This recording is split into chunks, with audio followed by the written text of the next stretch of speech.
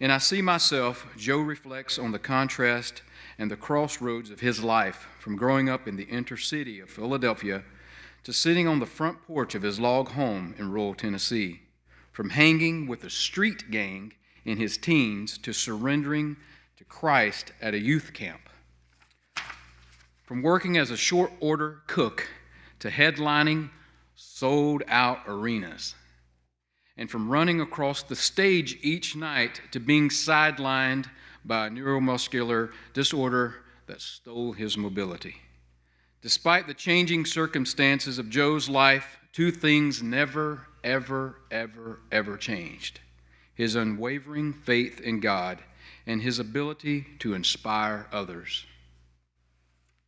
I'm Joe Bonsall, 50-year member of the Oak Ridge Boys. And I want to thank everybody for being here tonight. I hope I'm there. I'm filming this in the spring at my home in Hendersonville. I hope I'm there. Joe, you there? Hey. But if I'm not, I'm here right now. I made it to 71 years old without one issue. Health-wise, I was strong. God's been real good to me, just like he has our whole group. The last several years have been a little more of a challenge. I've had this neurological muscular disorder that took me down and made me have to retire. But the boys are still out there singing on the farewell tour. Young Ben James is doing a heck of a job singing for me, and I appreciate him. And my partners, Richard Sturban, William Lee Golden, Dwayne Allen.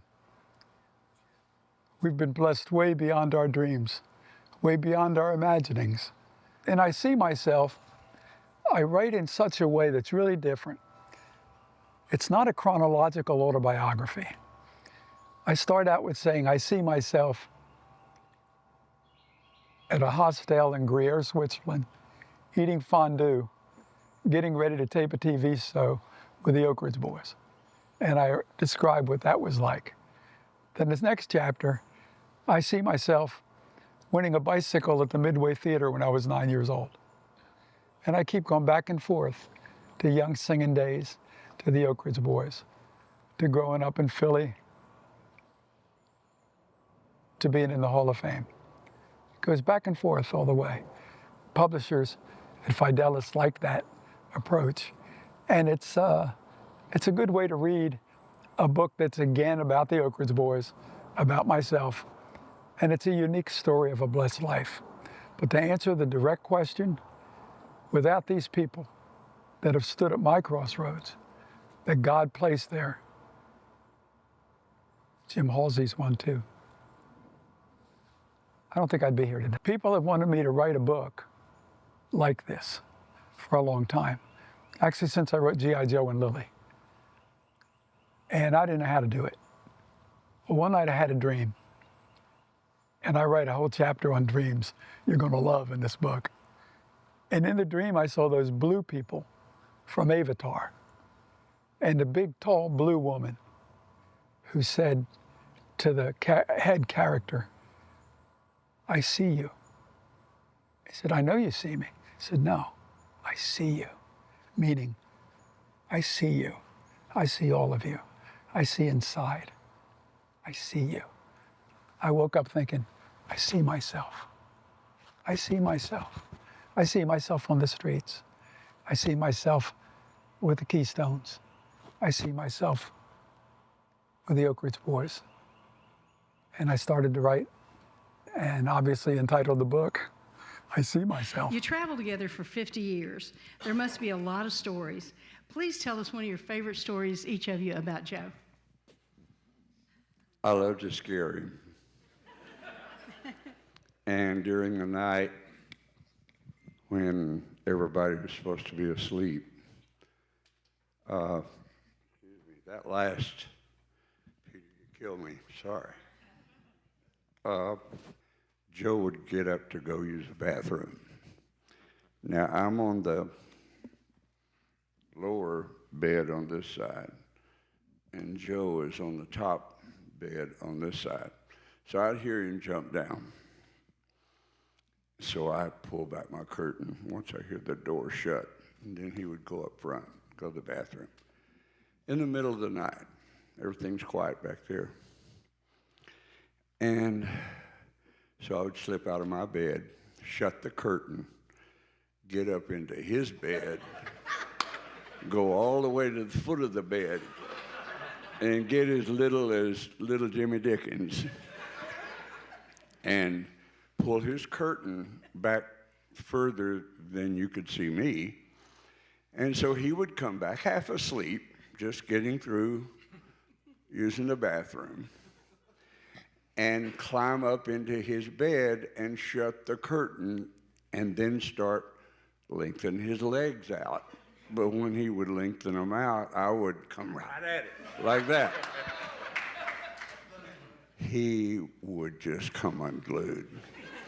That's one of many things. Many times I would be laying in the door that goes down the hall where our beds are located. He would come out of the bathroom, open the door, and if you lay with your head this way and your legs this way, they can't tell who you are. I mean, in the dark especially.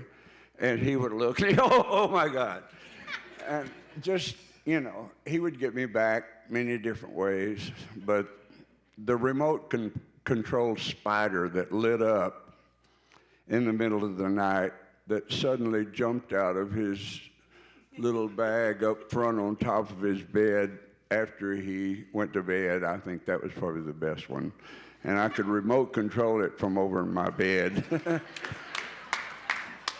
It was endless. I loved to play with him. He was my favorite person for that.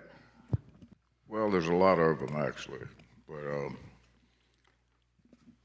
I don't know about stories, but Joe was he was a positive influence, not only on us, but everybody else that was around. And with the Oak Ridge Boys, sometimes, regardless of where you're at, you're going on stage, and sometimes there's things that's going on in your life or other people's lives. You go out there, and but Joe was always upbeat and a positive person on stage, regardless of what was going on. And that was a thing that I always admired about Joe, is he had that positive attitude about life, and that was infectious. It was made everybody else feel at ease. And Joe was a family guy. He loved his family, and they inspired him and they lit him up his light, and it was he had a lot of different facets, Joe did. He was a multifaceted type person, and there's a lot of things that we still miss about Joe. And I'm just thankful that we had 50 years together, to work together, to sing together, and to be in harmony together. And I'm just thankful to be here today as one of the guys that he sang harmony with.